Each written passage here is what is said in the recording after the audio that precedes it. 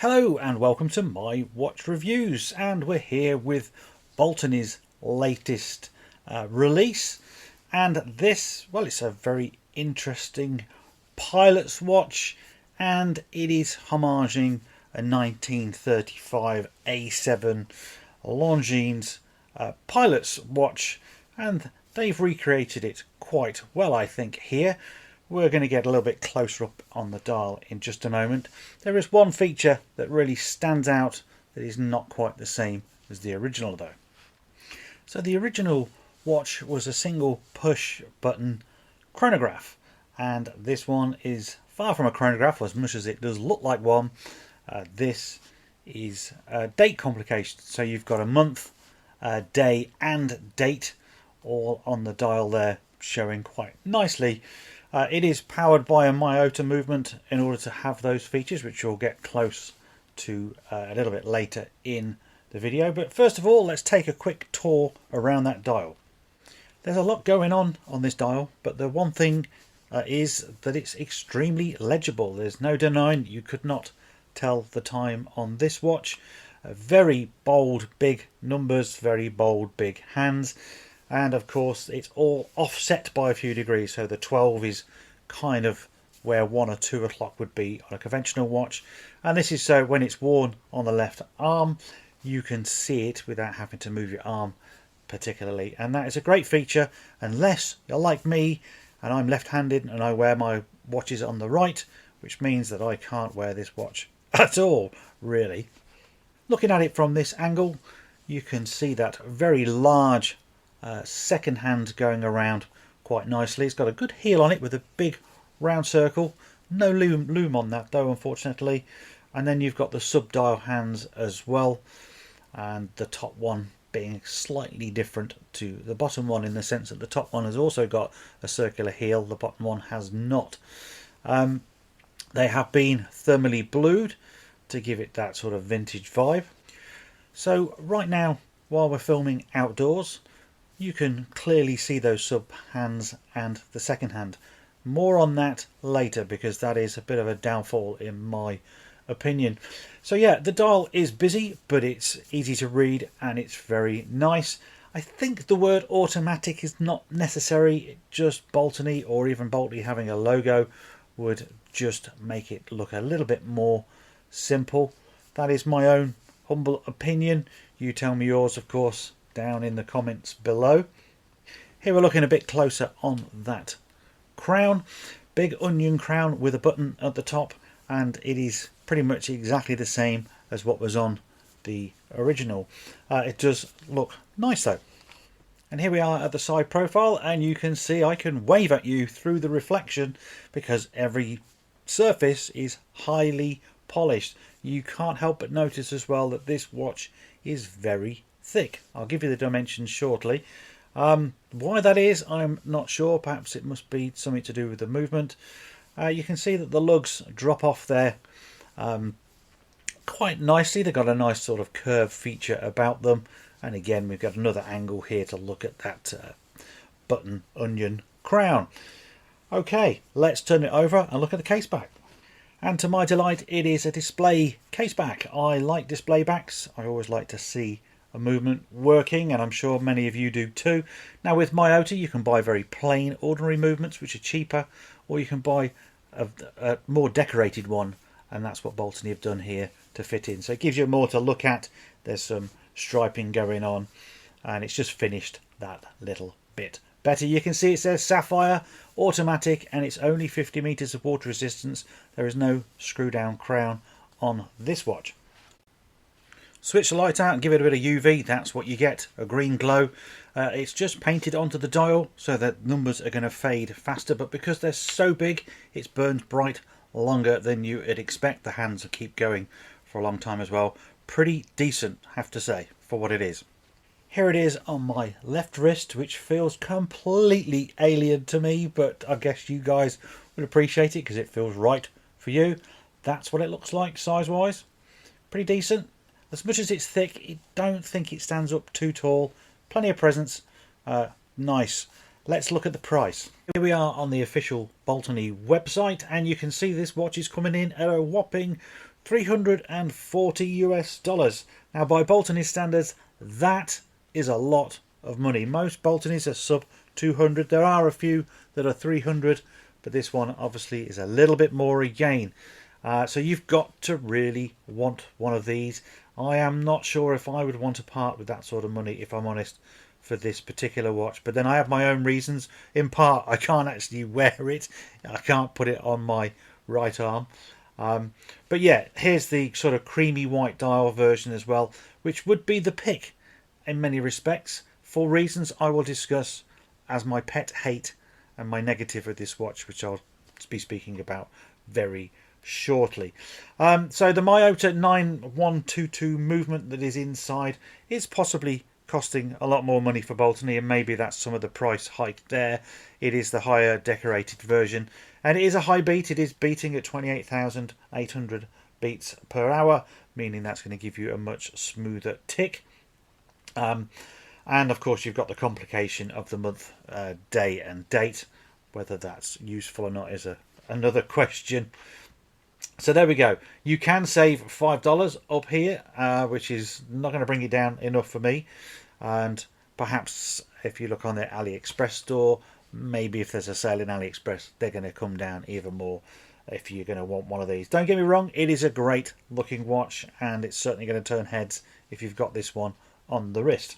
But considering this is an expensive watch by Baltany standards, the one thing I think it lets it down almost monumentally is the legibility of those smaller hands.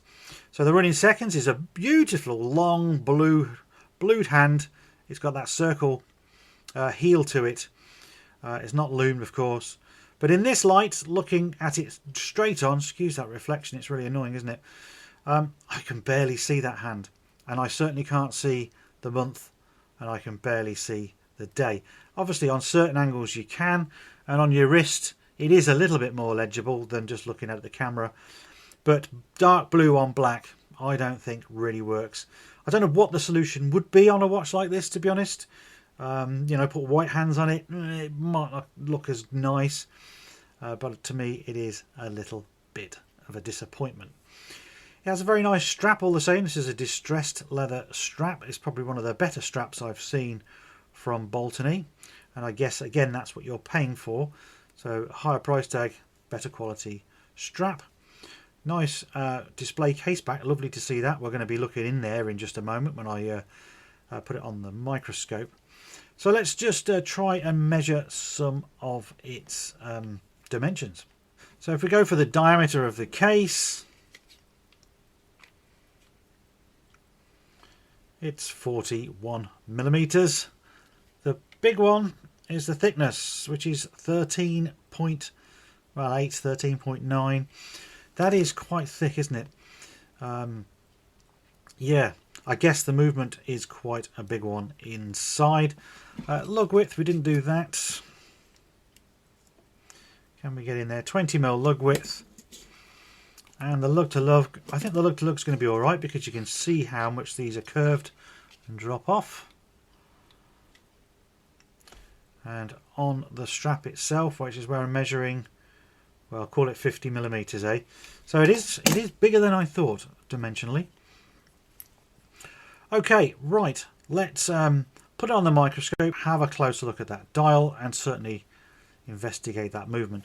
It is quite good, to be honest with you. I mean, we have got a month, day and date complication all in an automatic movement.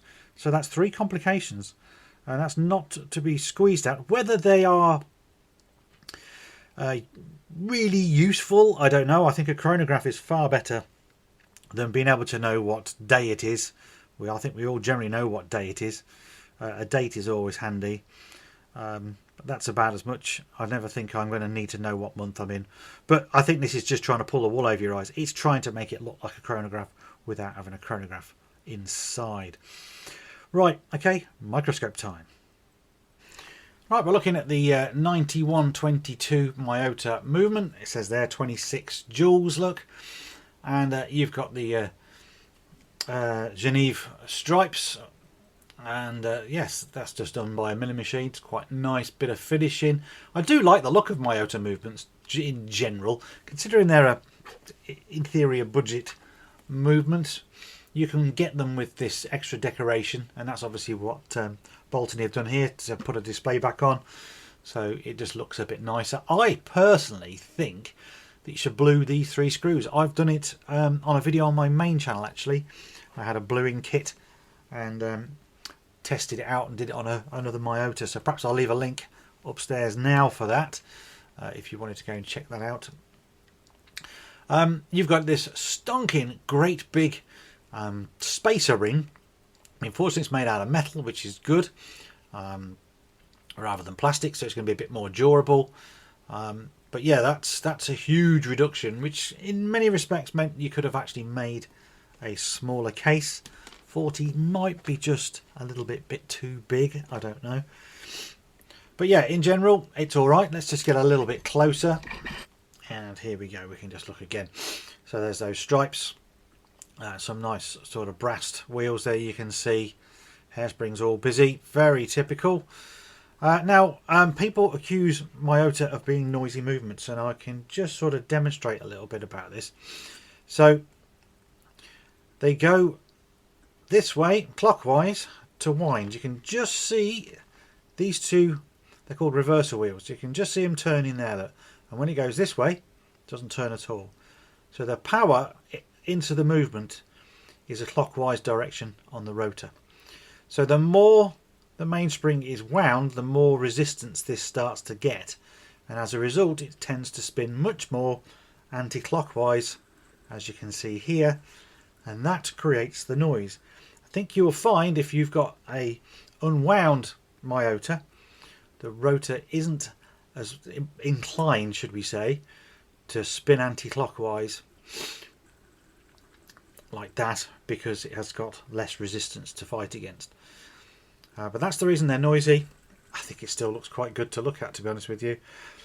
Right, flip it over. Let's look at the dial. This is that movement ring that we saw, and I didn't notice this bit, but this is an arm that is controlling, well, a position on the crown actually. So I'm guessing it's one of the features for when you're probably changing the day, if anything else. So maybe it is necessary after all to have this great big ring. I'm not sure. It's a lot of machining in there. Excuse my fingers. If I turn it this way, it's all recessed out on the inside as well. So yeah, interesting from a watchmaking point of view. Definitely interesting. And here's the star of the show, the dial. And obviously out of the glass and under this light, you can see the hands. Certainly the sub hands a lot clearer. So maybe I was a little bit unkind. I don't know. You tell me what you think down in the comments. I'd be very interested, and perhaps Baltany would be interested too. So as we can see by the dial, it is mainly a printed affair. And in these videos, all I like to do is have a quick look at all of that print close up to make sure it's all looking good. And to be quite frank with you, it is. Again, I really do like the shape of that 9. I like the accent bit on the 3 there. So definitely the font is pretty cool. Let's just get a little tiny bit closer where we can see that in its best possible detail. And here we go. I couldn't tell you the power we're at, but we are very, very close. I'm actually using a new microscope at the moment. It's a Link Micro. I do some work with Link Micro to review their microscopes. This is my second one now, and this one records in 4K, which is brilliant for me. So again, looking around, some of the little bits of dust that you can now see, obviously we're really close up, and that will be drifting in from my bench, unfortunately. But again, looking at the print, that looks decent, doesn't it? Looks really, really good to me.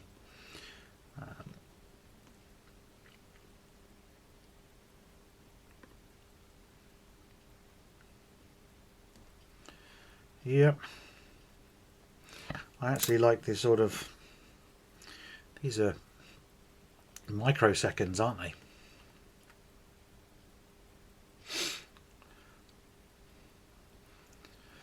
Nice. Printing on that's good. And just in case you didn't know the days of the week, and of course if you don't do English days of the week, then that is another consideration for this watch, isn't it? Because it's only available in English. Okay, it's time to put its paces through the Timegrapher. Lift angle on this movement is 51 degrees.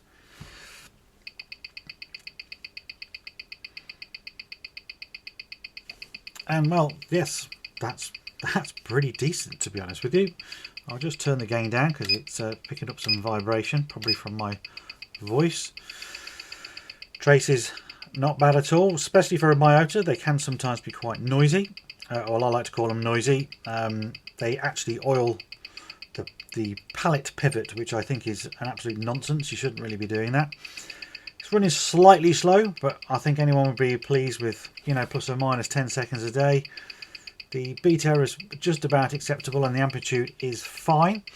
Let's just drop it down to, it's going to be hard to say where crown up and crown down is. This is sort of crown up, I suppose. And as I say in all my videos, we're just looking to see the consistency really of the readings. Anything that goes off in a different tangent in one of these stress positions would mean there's some issues within the movement. Of course that looks fine to me.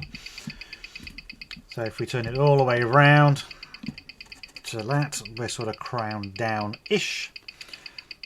And again, look, it's pretty much following the same course. It's dropping a little bit, but you leave it running long enough, it will sort of settle out. It's just the gravity pulling on the balance wheel and everything trying to jiggle around. Final position, dial down. The most least stressful position on the movement, and as a result we are getting a better reading. I don't believe for 1 minute the beat error is 0.3. I think that's going to correct itself when the Timegrapher takes another plot. There we go, 0.2. I still don't think it's 0.2, I think it's less than that. Okay, it's passing the test anyway. Good movement for this watch. I'll just round up what I think. I think it's a beautiful looking watch, and if you own this you'd be enjoying it on a daily basis. It is a great attempt at homaging something from yesteryear, despite the fact that Longines now have it in their heritage range, I believe. It is a shame they can't use a chronograph movement, and trust me, they can't, because you'd need a single push chronograph, and that does not exist, certainly in Miyota or Seiko, and this would make that watch far more expensive. So I guess the solution of using the date format has to be a win from that respect. I just find those complications a little bit useless, really, but there you go, that's just my opinion. So you tell me what you think of the watch down below. I will read all the comments, reply to as many as I can. I do know Baltany are also reading them as well. They like feedback and they like to act on feedback as well. So if you enjoyed the video, please give me a like. That's all important. If it's your first time here, excuse me, if it's the first time here, then please consider subscribing, and I will see you very soon in the next one. Thanks for watching. Bye for now.